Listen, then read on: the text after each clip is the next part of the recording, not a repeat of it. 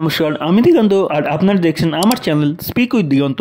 আজকে আমি যে কবিতাটি নিয়ে চলে এসেছি সেটি হচ্ছে কবি সুকুমার রায়ের লেখা কবিতা ২১শে আইন। শিব ঠাকুরের আপন দেশে আইন কানুন সর্বনেশে, কেউ যদি যায় পিছলে পড়ে পেয়দা এসে পাকড়ে ধরে, কাজীর কাছে হয় বিচার, ২১ টাকা দণ্ড তার।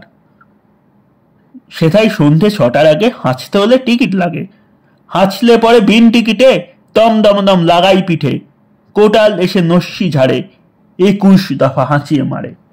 কারু যদি দাঁতটি নড়ে ৪টি টাকা মাসুল ধরে, কারু যদি গোঁপ গজায় ১০০ আনা ট্যাক্স চায়, খুঁচিয়ে পিঠে গুজিয়ে ঘাড় সেলাম ঠোকায় ২১ বার।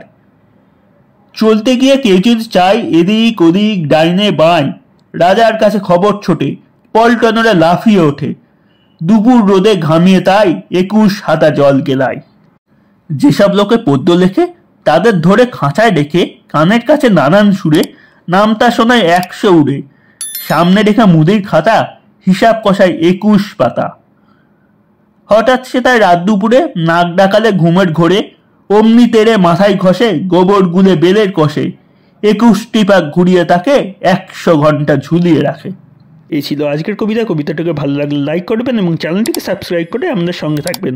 দেখা হচ্ছে আবার পরের অন্য কোনো ভিডিওতে। ততক্ষণ বাই বাই।